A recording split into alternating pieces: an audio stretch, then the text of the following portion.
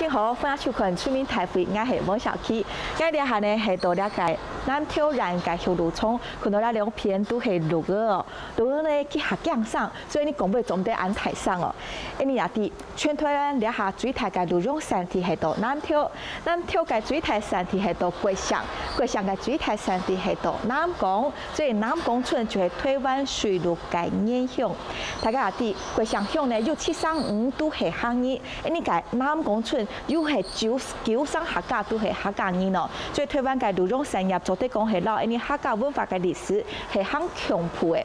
不过大家也啲到2013年签嚟那个持有贸易协定了后，纽西兰改变嘅路用做得大量入到台湾，到底咧对本土因为客家种对小路嘅产业嘅产生嘛嘅创建咯，因为因为要强调动到小路嘅业者，还有中间豪宅动到嘅推表，向下嚟讨论。而啲去到开工现场。开会了！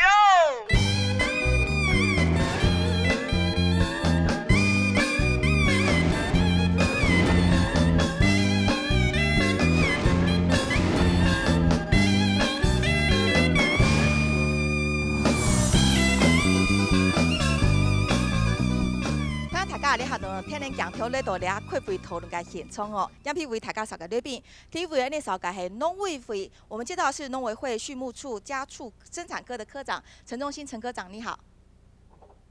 主持人好，在座的乡亲大家好。欢迎寇总。第二位对比呢，你稍个系南挑染技服农业处嘅处长陈瑞庆陈处长好。主持人、现场各位嘉宾以及在座的各位乡亲，大家好。欢迎处长。第三位来宾呢，少个系中兴大学行销系的教授李宗儒李老师好。主持人好，还有各位乡亲大家好。欢迎。第四位来宾呢，少个中华民国养鹿协会的理事长温志崇温理事长好。主持人好，各位乡亲大家好。欢迎大家好。看来我们在讲你推档的来宾，你个南港村那个国乡乡个乡长也有来到现场，还有采提动到个小路个产业个污染费个污染都有通帮来哦。你嗰咧度两片录像吼，地度全台湾你下小路个产业最集中嘅蔬菜就到你个那个南挑然吼，南挑然最大小路个蔬菜就到桂乡乡，桂乡乡小路个最大蔬菜就系你基本留样个南港村吼。透过合约个样片，你选嚟看，到底那个客家种个小路个那留样个产业，佢系用嘅信息咧。洗鹿兰同鹿嘅排泄物洗撇，有時係咪會鹿洗身體？林先生當然同呢啲鹿嘅相處方式就係安尼，鹿當然愛刺激兩敗，主要嘅食物係牧草。30多年來，林先生當然都愛進行安尼嘅工作。作為小鹿世家電視台，對於觀眾朋友，林先生就開始繼承家業。台灣出地啦，斯坦園山檔就嘛吼，生源嚟講大概啊，總要留喺啲身邊就嘛吼。按甲按住算講細漢的啦，細漢的來的按住斯坦園住，人講的土啊，較好搞就嘛。如本斯坦園現轉來就開始學鹿的，唔是出沙飛咩。林先生講，小鹿雖然唔係一處嘅事，不過必須當然到鹿場照顧，所以按多年來，自家差唔多無法度變當場嘅家。當日咧裝備時，按當日咧拼愛來拼，算講來細漢哩就裝備槍哩。過去點做咧講吼。攏嘛係公司嘅時間就嘛，差不多係24點鐘，如果人講嘅10點半啲了會等等。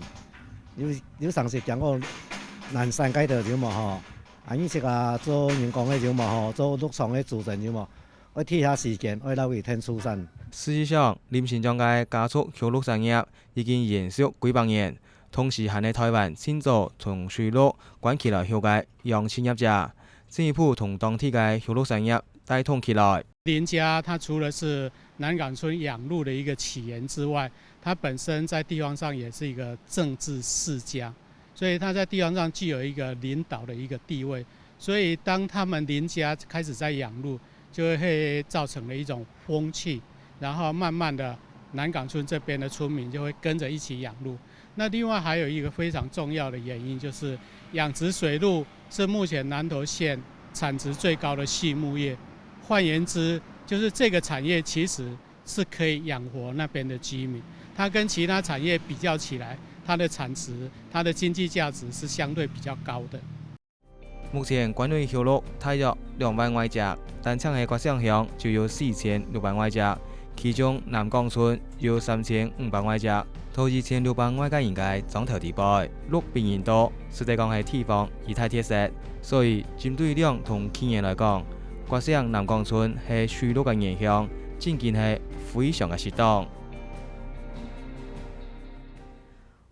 过乡街南港村因为是水鹿志向哦，而且在我们南港村这个养鹿的历史最早可以追溯到林家，他们从主业开始就这样子养鹿的，才现创哦，也有林本应该养团因对都现创到因强下快讲，佮同时间呢也系近千，因你俩偏个过乡乡的乡种，因你个林乡种，你上上林吼，请问哦，你钓的主辈路主讲是台语，佮钓。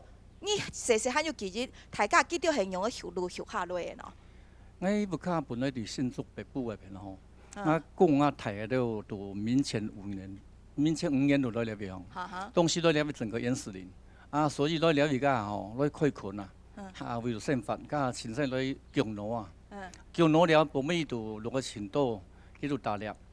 打猎落个要买鹿茸啦、鹿鞭啦吼，鹿皮用外销伫日本那边去。好，先感谢你个林乡总，也系你学鹿个动物名那个林本应该后退哦，所以你就看到两片国乡乡，莫怪吼，仅仅系你台湾个水鹿志向哦。我们来看到整个台湾现在养鹿的一个饲养规模，可以懂哈。水鹿到梅花鹿、台蹄分起来，85%还是在水鹿。全台湾的饲养的总户数大概是600多户，在所有的畜牧业来讲，它算是小宗，比较少数。你要不养说鸡、猪、牛、羊、鹅，这比起来，我们养鹿是小小的部分呐哈。我们的小鹿斑比是比较少数的。你像养羊来讲好了，它的养户数全台湾就有3000户，那我们才600多户，对不对？那我们这个鹿呢？全台湾如果大概2万多头，那羊大概有15万头，所以这样只是简单一个比例就知道它的比数之悬殊啦。不过刚刚也讲到，它的单位价格是高的，所以它是最有经济价值的畜牧业之一啦哈。因为呢，它的产值1年大概在6到7亿元之谱啊哈。我们刚刚讲羊来讲，它有15万头，不过1年才15亿，所以从单位价格来讲，养鹿是遥遥领先哈，它是很有经济规模的。那我们也知道，公家鹿茸啊，可能就普分因地，这个鹿茸大概就是这个公鹿大概3岁到6岁之间，它开始萌芽，长出这个是比较是软组织的，它是还没有正式角化的那个幼角，所以它布满着绒毛，所以你台港都问作是鹿茸啊。那另外呢，在成熟变成角化之后，它就是鹿角，那是另外一种单方的药名。不过呢，好像大家根据经验法则，在药效上来，在价值上可能没有鹿茸安好。全台湾你还有2万条改有6个改鹿的头数，那在南投县呢就占了1/3强，大概有6000多头。那我们国姓乡的南港村呢就占了1半以上哈，所以它是重中之重的养鹿重镇啊哈。那看来其他次之台南市跟高雄市，今天我们的养鹿协会就是来自高雄市这边的产业的代表，你就讲到，其实了解养鹿的产业，然后你行业都跳过跟客家先民早期在这里与自然共生共存的那段历史，不只是采取鹿茸得到一些经济的物产之外，其实跟客家的文化历史渊源都有某种程度的这个谋合啦哈。所以呢，多两片采地也动3万来盘哦，想办法为了养鹿个产业，然后文化做结合，为了观光做结合，为了行销做结合。现任个你个想向总也来到现场咧，向总你好，向总请问吼，你讲说有动从事你个养鹿个产业么？前2任的乡长就是李正前乡长，伊因为吼，伊都推叫做鹿神记。鹿神记哦。鹿神记伊主要的目的就是讲吼，因爱感谢鹿来照顾因的客家那个总体的家庭。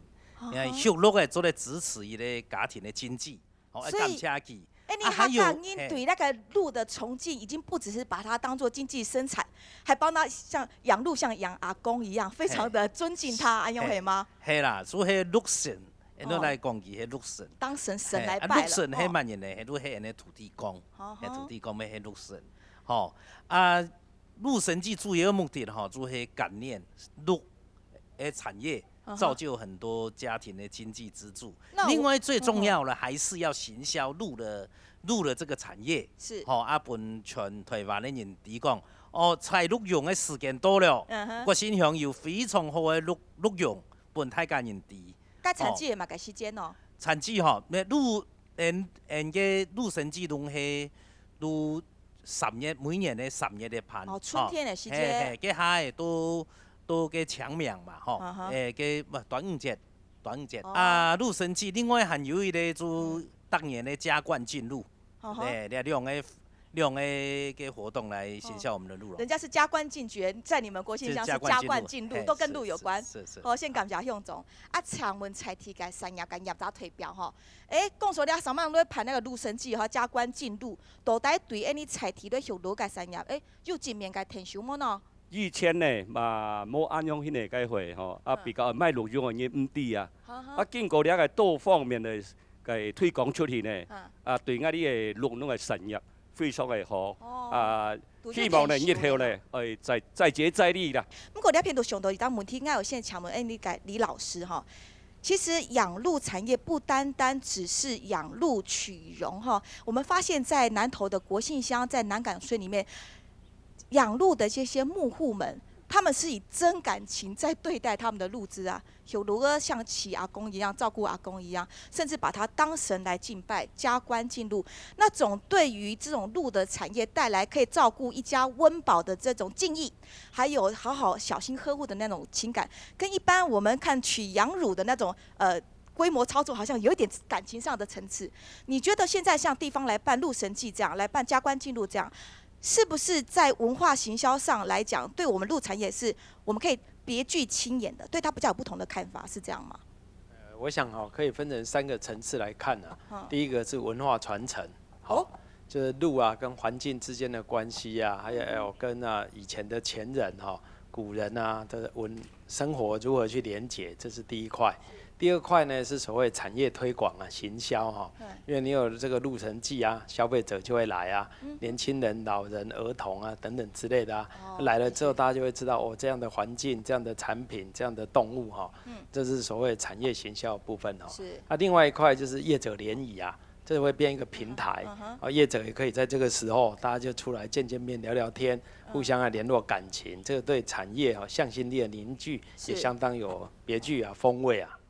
鹿产业的确很特别鹿茸作为一种特殊的经济的产物来讲，过去可能大家会有一点点疑虑，想说，这个活生生的拿鹿茸有没有这种经济动物的福利问题？可是近年来我们的牧民们在这个养鹿的技术上还有取茸的方法上都更进步、更人道了。所以这样子的一个鹿茸产业来讲，它的深度是在的。那我请教一下我们的处长从南投县来讲，这么多年来一直很努力的在想说，把这个产业再把它做升级啦那您来看我们这个国信乡的这样的养鹿产业在你们县政府农业处的辅导定位是怎么样？它会是一个重点，要在这个行销或者是说品牌建立上，会是你们想要特别加强辅导的一个产业吗？其实不管是鹿神祭的这种行销推广的一种太阳。那我们主要就是让整个养鹿业者的这个产品，它能够让消费者来有所知悉。那其实很重要的，我们看到就是在可能地缘上的关系，比如说南港村跟这个新兴水里新乡，这个都是整个在客家人的地方，客家人的一个族群，其实跟客家的文化它有相当大，像比如刚刚李老师特别提到，整个文化的跟产业上的一种连结。那以南港村本身，它又是已经在102年、103年有通过这个农债的计划。那其实现在在中央水保局的辅导计划，就希望能够将这种产业跟生态生活生活的一种方式来做一个整体的一个包装跟行销。对，所以未来在县府的扶植产业里面。养鹿产业这个部分是会把它列在辅导的一个重点项目。原来是这样，谢谢处长。所以有鹿改产业不只是生产的一种，事实上跟客家的生活还有我们生活文化的内涵都可以连接起来既然我们讲到说这个鹿茸产业在南投的国信有这样子一段的典故，那还有它未来发展的前程可期。不过底下有鹿改产业就嘛个问题，有慢讲基本出面台会对俩快讲，其实。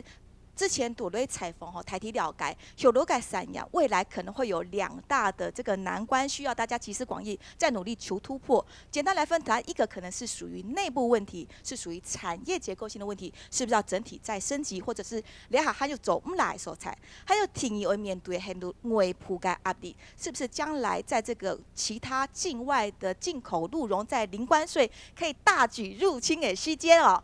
你个有罗改散呀，用啊来面对冲击。下面大家都会关心的焦点咯，透过下面嘅样片来分析佢嘅问题喺度哪位。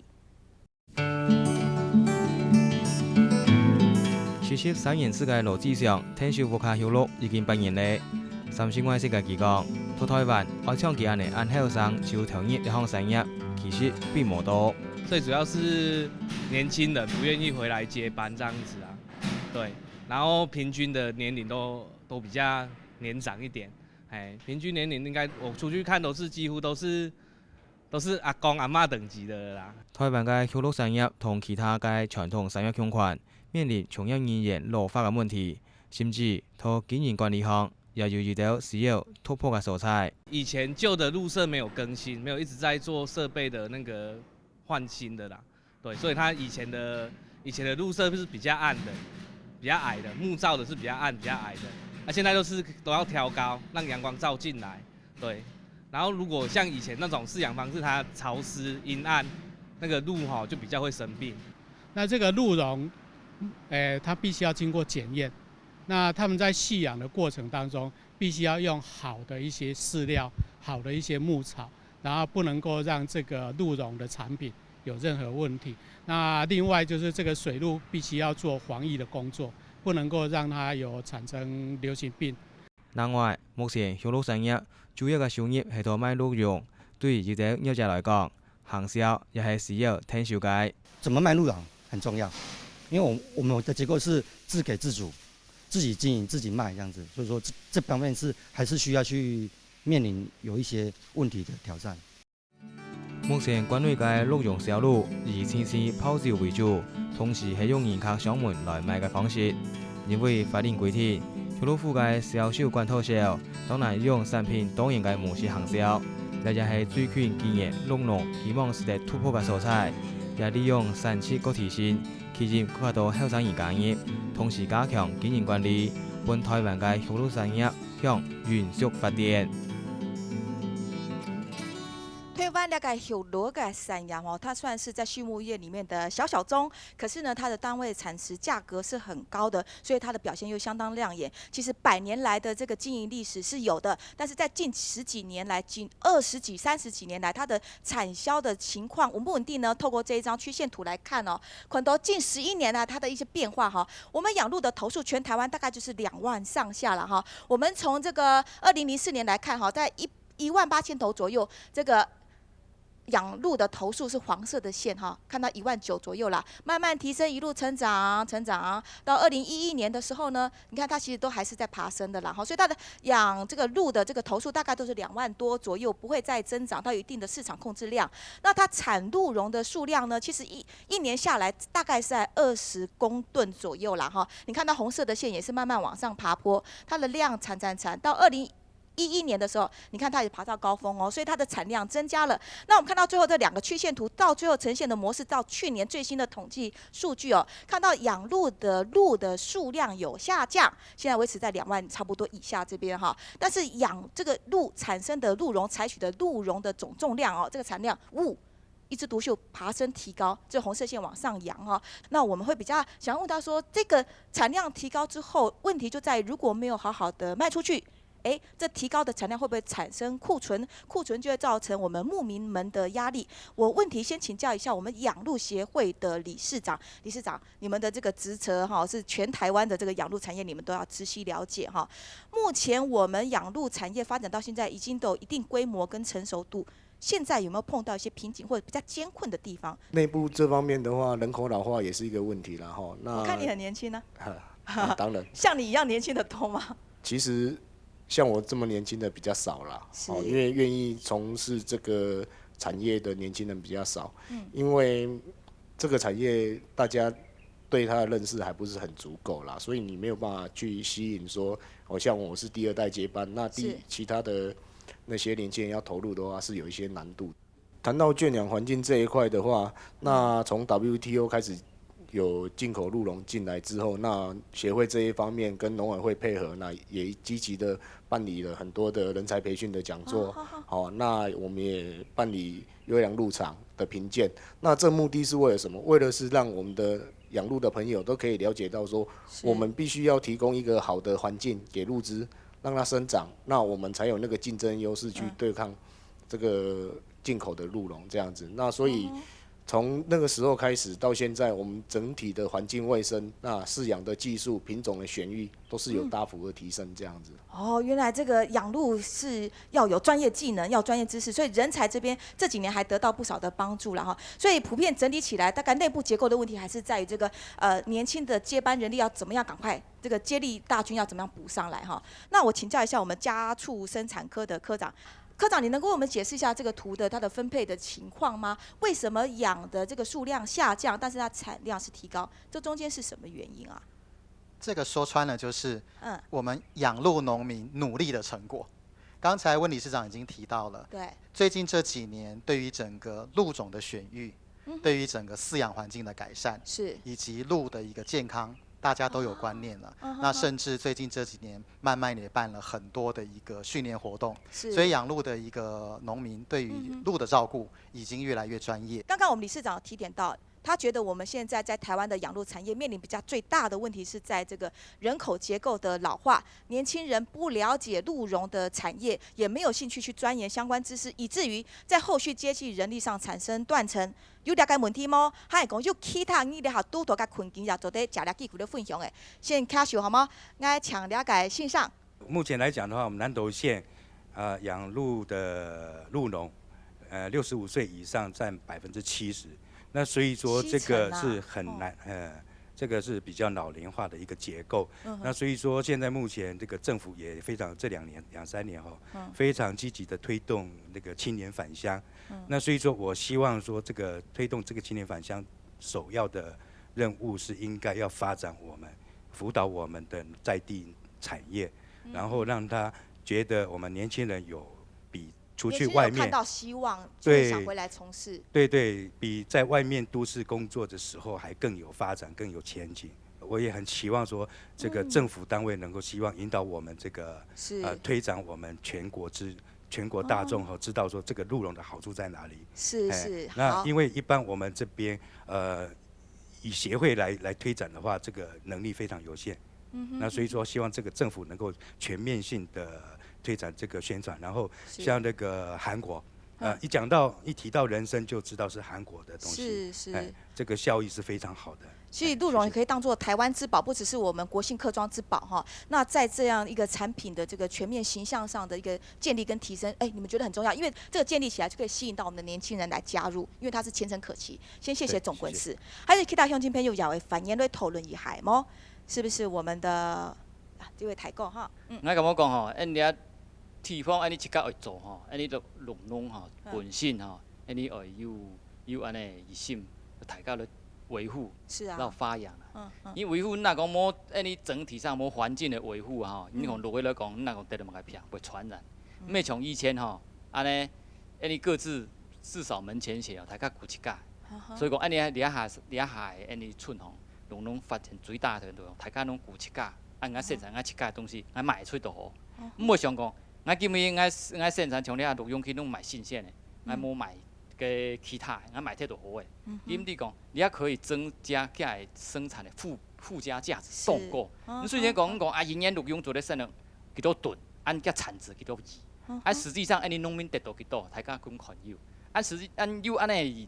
跟人后上人拢看唔到，你来将啲东西咧发扬出去，你得到讲，真正的弄来回馈了提供又得得到，佮后上人就袂赚啦。你从了解系种价比也好啦，用安尼决性价比吼，伫千向中，然后咧手向中诶，多填收诶吼，填注意下吼。对以前5年前哦吼，甲退休前哦，都会讲从大学摕诶啊，赛走诶啊，伊共计安尼来讲吼，差不多200-300 克。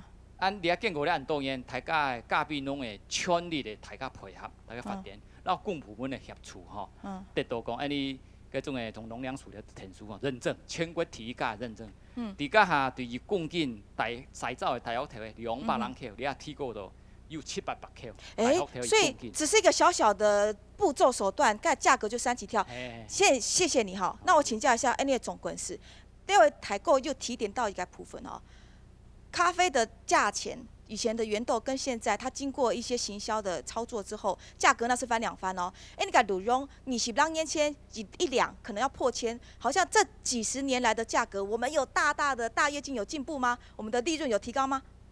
对，所以说我们目前社区正积极看能不能筹组一个运销合作社，就把我们南投县这个部分先把它组起来做一个平台，然后做一次这个行销包装这样子。好，非常感谢总管事。所以呢，鹿茸会适合大家的力量，适合去咧共同方向共同行销，是不是可以把我们的产品价值在网上创造利多？了解可能性。等一下，还袂准咧继续强调咧面，因为先下下杨屁股准咧继续讨论。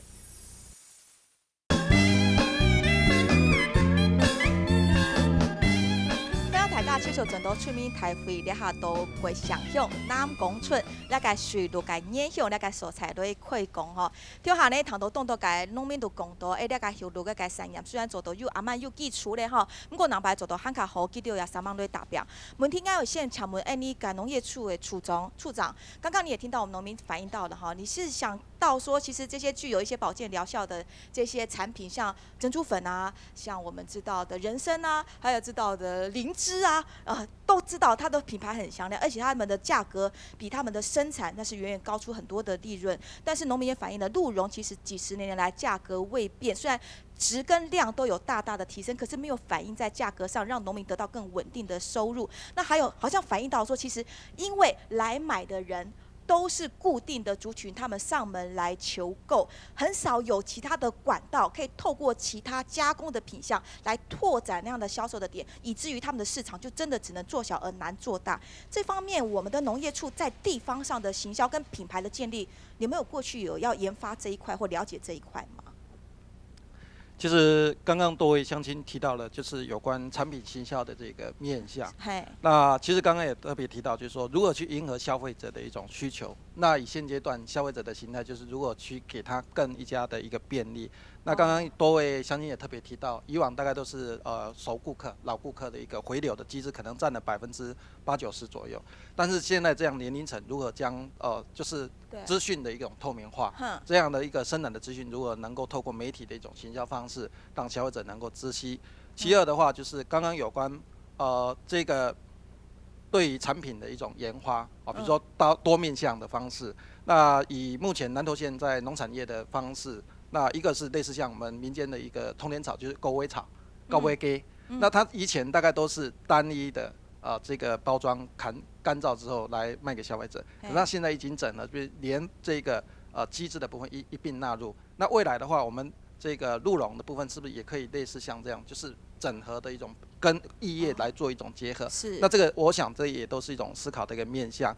第三个是刚刚有特别提到，就是整个在养鹿场的这种环境的这个产地标章的一个认证啊，刚刚也特别提到这个国信的一个咖啡，那它透过产地标章的认证，那无形当中也提升了这个产值。像挂保证哦，挂保证啊，有这个公部门公所这边来做认证。那其实就诚如刚刚农委会我们陈科长特别提到，进口之后我如何以国产的这些鹿茸的市场跟国外的这些进口的纽西兰进口的这些鹿茸如何来做区隔？是。那我们所具备的一种优势在哪里？那我们本身是不是能够强化这样的优势？那以提升我们自己本身产品的竞争力。我想这个在市场上是蛮重要的一个区块。谢谢处长哈。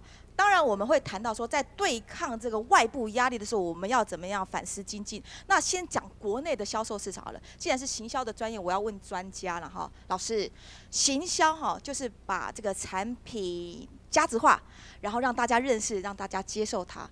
像鹿茸这样特殊的产品，鹿茸行销、农产这种特殊农产行销，你有什么好撇步可以来提供建议的？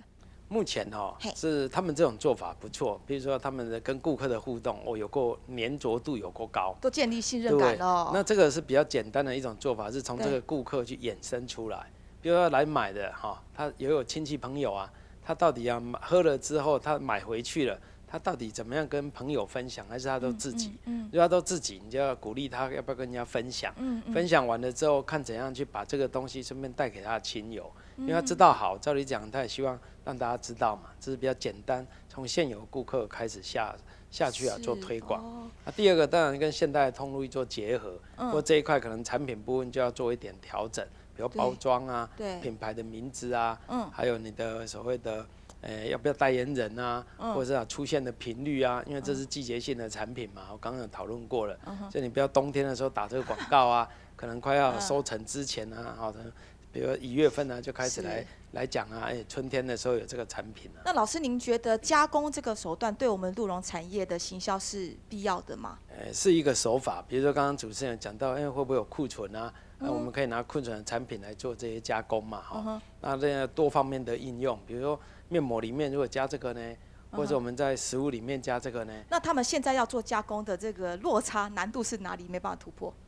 我觉得因为是本身每一家的这个规模都比较小，所以当你去跟加工厂一谈，可能这加工费用就会高，所以他们需要利用集体的力量，然后把统一的品牌把它打出来，那品质一致。然后量也多了，就是在跟这些所谓加工工厂或代工厂来谈，就有一定的这个竞争力。那产品呢也能够大量的出来，这时候后面要做行销就会比较好做啊。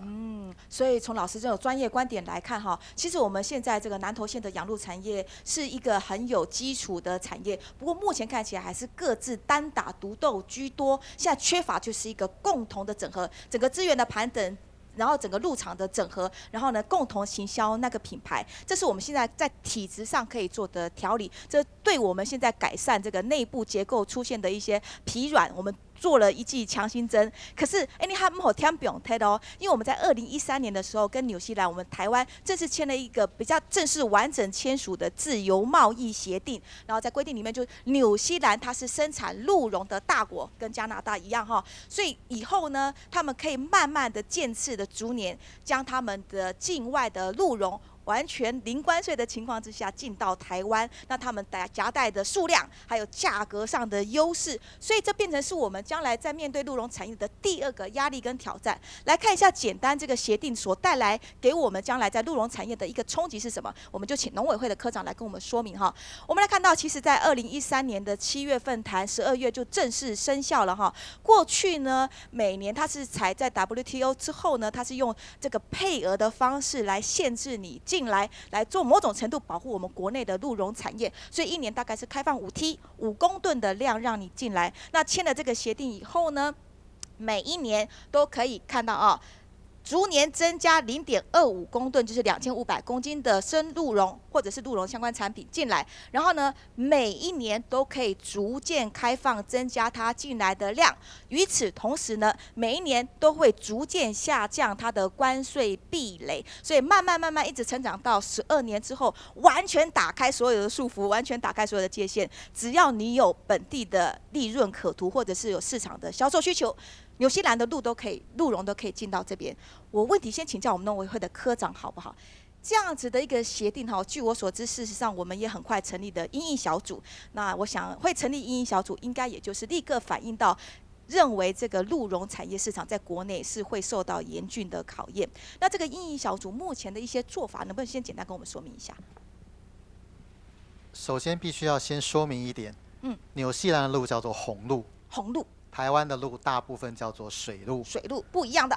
然后水鹿全世界只有台湾有，所以基本上我们去做一个产品的区隔，已经有一个先天的一个优势，这第一点来做说明。是。那为什么当初面对要去跟纽西兰去签这个所谓自由贸易协定的时候，我们很紧急的要成立这个所谓的一个因应小组？事实上，这因应小组不是在签约之后才成立的，我们其实在签约之前就已经持续的在跟我们养鹿产业团体这边在谈说，可能我们跟纽西兰签的一个情况会是怎么样。对。那事实上，在整个关税的部分，刚才主持人有提到，其实分成好几个层次。第一个就是我完全开放零关税，对，这是等于说门户大开。第二个，我不限额，但是我限关税。那这是一般性的开放。对。那第三种叫做我们所谓的自卫防疫机制，叫 SSG，就是你进口到一定的量之后，超过那个量，我课可能2倍的关税或怎么样。那其实政府对于鹿茸的一个保护是最高的一级。哦，是啊，我们叫做关税配额。什么叫关税配额？就是在配额内我们给一个量，包括像跟纽西兰还没有签约之前，对，我们给他1年最高的配额，全世界的配额就是5吨。那只要超过这个配额的部分，我们课的关税是500%。哦，配额内是22.5%。是，所以在整个跟纽西兰在谈整个自由贸易协定之前，每一年大概从国外进口的鹿茸量就是达到的关税配额量5吨。那即使到了现在为止，我们头期款给他1吨，每一年增加0.25公吨之后，事实上因为配额外的部分还是500%啊，他也不会轻易挑战，还是达到那个量。那再来刚才主持人所提到的一个所谓的一个我们的因应小组，现在在跟整个养鹿产业团体在谈的一件事情，也是我们正在做的事情，就是去做一个产品的区隔。那我们鹿本来就跟人家不一样，所以在行销的策略上面，我们大概分成2个主轴。第一个是针对现在既有客户的一个巩固，另外一个是针对说，那既有客户以外其他新客户群的一个开发。对啊。所以这2个部分我们都持续的在跟养鹿产业团体在做协商。是。那至于说刚才主持人所说的未来到底会进口多少量，其实是跟我们国内的整个鹿茸的市场有多大有很大的一个关系。那它不会吃掉我们本土鹿茸的产业市场吧？我们没有这么悲观，因为我们事实上基本上谈台纽的时候，我们规划了12年，就是希望产业借着这12年，去做整体的一个体制的调整，包括对于国内的一个产业区隔，我们要借由这12年去创造一些新的客群。那同样的，我前面有说过，我的鹿跟他的不一样。好的，这个科长经理抓住了一个，我们的品质更加不一样，而且我们是胜出的，所以我们有信心。那我们的理事长怎么看？有没有压力？这个其实从 WTO 开始那再到这个台纽协定，那养鹿朋友这边其实对协会这边一直也很支持的。那协会跟农委会也是持续的做配合这样子。那我们也告知农民说，这个既然一定会来面临的，那我们能做的就只有把我们的产品的品质提升那包括刚刚先前有提到绿色的改善、环境卫生的改善，那这些东西等等，那包括人才培训，都为了就是我们要做出市场区隔，把我们的品质提升上来，把我们的台湾水鹿做成一个品牌，这样子让消费者能够认同我们台湾本土的品牌。这样子才有办法去对抗纽西兰。谢谢理事长。其实养鹿的朋友烦恼挺多的，因为我很想做好，可是我如果上了年纪，我要管30头、40头的鹿，我这个后继无力啊，所以还有很多问题要面对。记得为什么呢？透过哈伯嘅样片，向下对谈记到心上。受到冲击的是这些牛羊肉。2013年10月，台湾同紐西蘭簽訂經濟合作協定。紐西蘭嘅鹿茸是在當年增加免關稅額進口，同時到2025年了後，將會完全免關稅進口。兩項措施實施2年外，畜牧業者目前還冇受理有嚴實嘅衝擊。因為另外嗰啲鹿茸愛過去台灣嘅時間，家庭可以經過加工，按個人講嘅冷凍區嘅時間過來台灣嘅叫唔掂，有時可能幾年、幾百年，嗰種嘅東西嚟講都喺台灣爭呢度啦。不過由於業者受理，當地關於畜鹿總數將2萬外隻，比起紐西蘭嘅220萬隻增當多。雖然台灣嘅鹿茸有品質上嘅優勢，不過還係必須提升自我競爭力，來引領未來完全免關稅嘅入口量。我們自己產業，我們自己養鹿必須要提升我們的競爭能力，讓消費者對我們的國產鹿茸是有信心的。他買來之後回去都覺得說，有這個價值性。做品種的更新就是讓你的產量可以提高。對，因為我們的產量其實差距是蠻大的。對，所以我們也要慢慢的做品種的更新，讓我們的鹿茸的產量可以跟上他們。雖然進口鹿茸用冷凍嘅方式同本身新鮮嘅使用有差別，不過可比進口量大，當然保證唔會受到衝擊。大家喺台灣都面臨貿易自由化嘅情況之下，必須做更加積極嘅產業調節同營運嘅細節。全球持有贸易法仅仅很难阻挡哦。为什么说纽西兰的鹿茸可以将来零关税进到台湾，会形成一个议题？来自于大家担心的是，因为纽西兰就是一个大军强压阵啊。来看有没有讲呢？我们的台湾呢，我们的养鹿户数才600多，纽西兰是9大主要业者，那个是成千上万哈。那看到我们的头数，我们才2万多头，人家呢是110万头。那我们刚刚科长讲到了，我们是水鹿，他们是麋鹿、红鹿，到底这2种鹿别在他们产出鹿茸之后的产品，到底它的高下立判到什么程度？待会可以请专家来说明。那鹿茸的这个产量，我们年产量才24公吨，对方可是有450公吨。那几倍啊？我算不出来了哈，这样电子计算机去压。那我们的价格呢，又比人家高很多。你看，我们1公斤平均来讲，均值啦，大概是27000块，人家1公斤5000块。假设大家都对鹿茸抱持的一定程度的产品好感，我要买鹿茸，我看到现在店面上卖的5000，我当然掏5000啊！我是说假设，我可能就5000块来买鹿茸，因为这产生将近是4倍的价差，所以为什么我们会产生一种压力？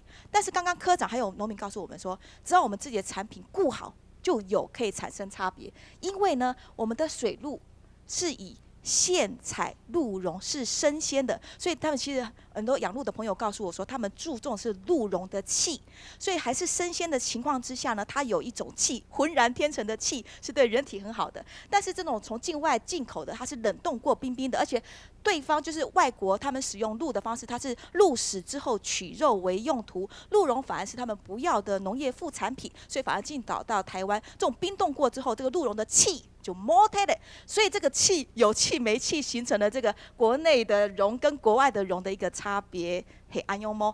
爱请问大家的意见啦吼，你下为开放了吼，确实天天都会见到量，大家会收么？你都有嘛个想法，来个欣赏哈。因为我们台湾的水鹿哈都是新鲜的嘛，那现在进口的应该都是冷冻的，或者说深加工过的。那我们政府是不是希望它能够把它做一个区分一下？区别一定要做，让人家这个消费者知道说啊，这个就是进口的，啊，这个是真正的台湾的水鹿。那大哥，我请教一下，因为刚刚有几个农民是说，现在生鲜哈只做生鲜，虽然有一定的这个市场价位，可是量就是做不大，所以他们也希望做加工。可是加工一旦盖上外包装，我真的就看不出你的产地来源了，这是你们要担心的事吗？对，所以这一定要做一个区分，让消费者知道嘛。是。又要做加工啊，又要区分，这需要得到，光是农民自己做不来哈。对。还有什么意见要补充的？好客气，有人讲2句而已呢。好，还有其他乡亲朋友有反应的吗？这个好，这位大哥。需要人力，是不是请我们上级长官，我们农委会是赶快把它开放个外劳跟我们帮忙这样子。这样子我们在这个山上养鹿的人哈，比较可以生存，比较可以节省这个钱来。太公爱请问哈，你是大掠，你育鹿又育几多的数量？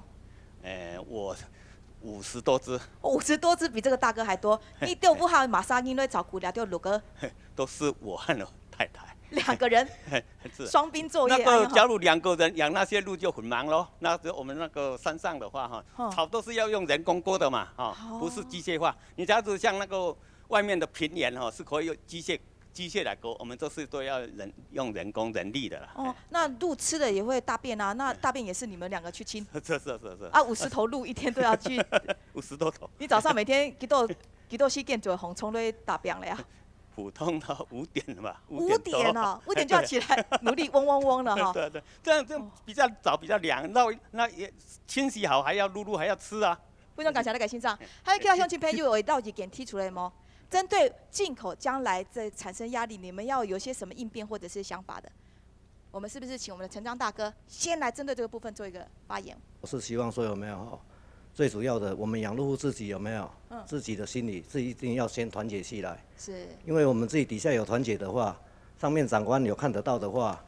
长官要跟我们辅导，我们才有办法起来。好，先谢谢你这位大哥。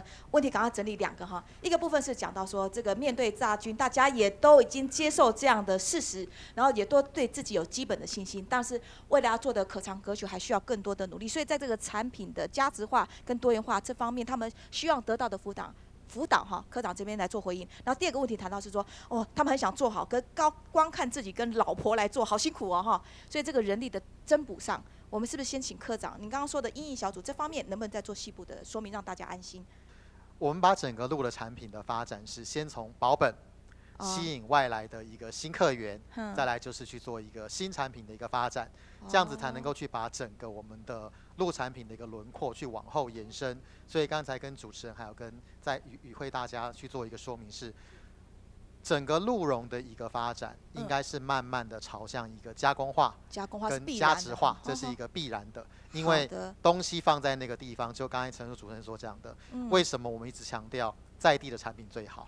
因为养在地的东西，一定是跟我们所呼吸的空气、土壤跟饮水是绑在一起的，所以是最适合我们的一个产品。所以事实上，我们在今年的8月份也通过了一个我们国产鹿茸的一个标章。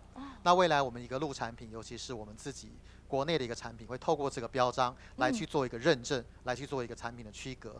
那至于主持人您关心说混的一个部分哈，前面我说过啦，我的鹿跟它不一样。混不到我们的，所以那个东西你要去追溯它到底是哪一种鹿，它其实是很容易就可以验证得出。哦，谢谢科长的肯定哦。那处长您怎么回应呢？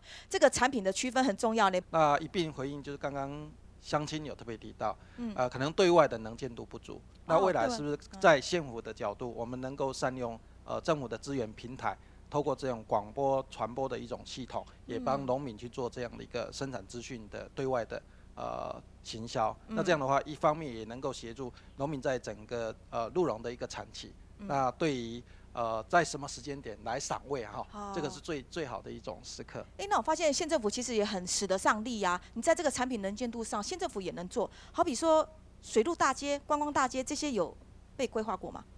水陆大街它其实目前刚好在南港村这边一个农宅的计划。那其实如果结合水陆大街的这种形态，一方面也诚如我们现在农委会在推所谓地销的这种概念。那其实这样的话，其实就刚好如同这个刚刚我们在提到的，消费者直接跟鹿农他面对面，整个鹿茸的益处，它的功效在哪里？它的整个的这个好处。那可以透过这些鹿农，他直接来分享给我们这些消费者。那面对面，尤其你可能够去确保它整个这个鹿茸的一个产制的过程。对，这样哈。所以我们最大的决胜观点就是我们自己本土的鹿茸品质好，这是我们最大的强项。只是在于后续的手段是要让大家知道我们的鹿茸好哈，然后还有就是协助大家清楚的区分什么是境外茸，什么是本土的鹿茸，这样才能够做区分。伫糖度俩，还有其他乡亲朋友也把那个机会都到意见提出来分享出来吗？你来抢那个林先生。现在以整个台湾来讲，纽西兰他们进口走私方面可以说长期以来都很多，但是他们的消费权和我们台湾水陆消费权完全不一样。他们的价格比我们少了一半，但是我们的价格比他们贵了一半，但是消费者也晓得。他就是还是买我们这边鹿茸，但是我现在一怕一点就是说，他那个数量哈，他那数量来了那么多，整个零官司进来的时候，他的那个媒体行销方面，这个是我们的一个压力。但这一点就希望说我们农政单位这些，包括县府啦，我们农委会这边啊这些教授方面，尽量帮我们在行销方面一些经费的补助方面哈，来帮我们。因为农民的话，他会生产。但是对这个促销方面，他说他有这个困难。当然这个就是希望说农政单位整个我们各县市的养鹿协会，包括我们的中国养鹿协会这边，大家都可以说联系得很好。我们有信心不会说对整个我们的鹿茸这边说整个信心都没有，不会这样的事情。原来如此，谢谢林台讲哈。所以航校喊嘿航校哈，还有朋友有意见啊，这位小姐。好，谢谢主持人。我想问一个，就是说大家农民比较关心的一个问题哈。去年我们很感谢中央到地方全部动起来，把我们全台湾的库存的鹿茸全部都销售出去了。那今年也不差，今年也卖得很好。但是到了现在年底，我们感觉说景气好像有一点步入冬天了。那这样子的话，因为我们都知道，要顾不做，爱先顾巴肚，对不对？那明年采农期到了，是3月份、2、3月份就来了。那我们不知道说这样子的景气下，是不是我们中央长官这边是不是您注意到了？您是不是注意到了景气好像没这么好？那对产业这边，那不知道是中央这边是不是有什么办法来帮农民协助一下？以上，谢谢。好，谢谢。可能你学紧一下冇法谈，毋过好啉茶的你还系会啉茶，好是好米的你还会是好米。你的品质骨疗好吼，大家还有希望。最尾时间，分别请教我们的教授还有我们的科长做回应哈。那行销的专家了哈，我们发现其实我们的产品好没有问题，然后我们有一定的市场，那开放面对这种进口零关税也是一个不可挡的趋势，变成让大家都知道，你采提推翻改好鹿茸变成是一个关键。所以在行销上，刚刚农民讲到说，其实政府应该多拨一点经费在这上面去做一些建设工程，因为光看自己牧民来做太难。你也是这样看的吗？觉得比较重要是整个供应链要重新去建构，或是要让消费者知道，你用的料啊，比如说这个鹿啊吃的是什么东西，它成长的过程是什么。现在有 YouTube 有影片，自己也拍一拍，自己当素人，然后上传去影片。自己不会的话，这一定有亲属会教一下，应该没有那么难。那无形中你来的消费者啊，来买他的，就跟他讲。这个影片啊，你可以随时看我家的鹿啊，有跟人家有什么不一样。我就是这么认真，所以啊，我这么认真，你不支持我，这也讲不过去嘛。因为台湾人都是这么的喜欢呐，背后有一个不错的农民嘛。这个时候你就会绑住他的生活里面。我是觉得这样子才会长远。也就是说，每一个农民都要找出自己跟人家差异化的地方啊。靠政府当然都是可以，但是我觉得那个都是短期啊，可以奏效啊。长期还是要自己啊找出一条生存之道。农民朋友最真实的感情，其实就是取信于消费者最重要的利基啦。最后时间，科长也请你回应。那其实现在的整个行销已经变得多元化。那我们渐渐也发现到，很多农产品的行销，事实上是由我们的农民去跟消费者创造一个对话的平台。所以我们未来的行销的部分，也跟协会这个部分，大家来努力，看看怎么样多创造一些我们养鹿的一些农民他的一些生活的特色或他产品的特色，就如李教授所说的，进入我们民众的生活里面，跟民众生活息息相关的时候，我相信鹿的产业会更好。好，非常感谢寇总。那度两篇内容采提跟农民就闹跟你讲记得对鹿个非常非常安尊敬，称他们为鹿神，称他们为阿公好好的照顾他，好好的对他是保有敬意的，因为佢大本大家嘅出得系宪法方面嘅天修之外，也就匆匆叫了个各种文化历史嘅内涵像安样讲欠薪各种嘅禁止，那个鹿茸产业为了用个行道喊甲冲求，大家都三样准备好会做了大家定定去期待。以上系村民台会到今晡日对快讲内容也非常感谢大家嘅收看，祝大家都平安快乐下次再会。